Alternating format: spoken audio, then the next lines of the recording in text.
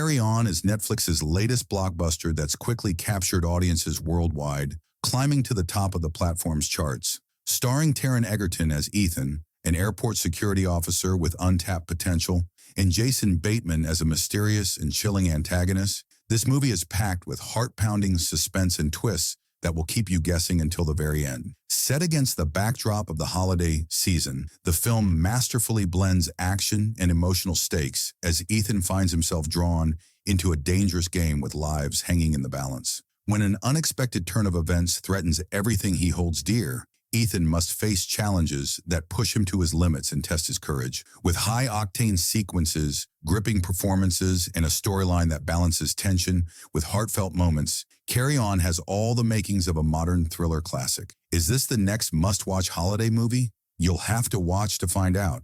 And also, this review contains spoilers about the movie Carry On. If you haven't watched it yet, proceed with caution. At the end of the movie, Ethan's journey culminated in a significant transformation. He began the story as a man without much drive or motivation in his career, seemingly going through the motions of life. However, when his girlfriend Nora revealed they were expecting a baby, Ethan felt compelled to change. He wanted to earn more money to support his growing family and finally pursue his dream of becoming a police officer. Despite his aspirations, Ethan had previously sabotaged his chance at becoming a cop by deliberately failing the polygraph test, feeling he wasn't good enough for the role. Throughout his current job, Ethan demonstrated the instincts, awareness, and bravery of a true police officer. Still, he lacked the self-belief to realize his potential. It was only when Nora's life was in danger and he thought about the future of his family that he was able to push beyond his limits, thinking on his feet to save the day. The story's central threat revolved around Novich. The traveler, the antagonist, planned to use it aboard a plane carrying Congresswoman Grace Suarez, who was advocating for a controversial bill called DTD. If the plane went down, killing Suarez and 249 others, the Russians would be blamed, likely prompting Congress to support the bill for enhanced defense measures. The traveler's meticulous planning involved switching tickets and creating a decoy flight, Terminal 7, to mislead any potential intervention. Ethan's quick thinking played a critical role in thwarting the plan. By swapping the traveler's carry-on luggage with an identical but slightly larger bag, Ethan ensured it would be scanned and tracked, giving him the upper hand. He managed to disarm the bomb on the plane and remove the novice from the case before confronting the traveler. The traveler, confident in his ability to predict Ethan's actions, was taken by surprise. Fueled by his newfound determination to protect others, Ethan outmaneuvered the traveler, ultimately sealing him in an airtight unit with the nerve agent, leading to a grisly demise. Ethan's heroics didn't go unnoticed. Elena, a key character, all but offered him a job, encouraging him to contact her once his injuries were treated. In the final scenes, Ethan, Nora, and their baby were seen going on the vacation they had discussed earlier, joined by Jason, the co-worker Ethan had previously gotten fired. With the plot to destroy the plane now public, Jason likely forgave him. The movie ended with Ethan holding a police badge, suggesting that his connection with Elena helped him secure his dream job. Ethan's journey showcased his evolution from a man riddled with self-doubt to someone who believed in himself and embraced his potential. Nora had always seen his worth, but it wasn't until Ethan recognized it himself that he achieved his goals, becoming the person he was always meant to be.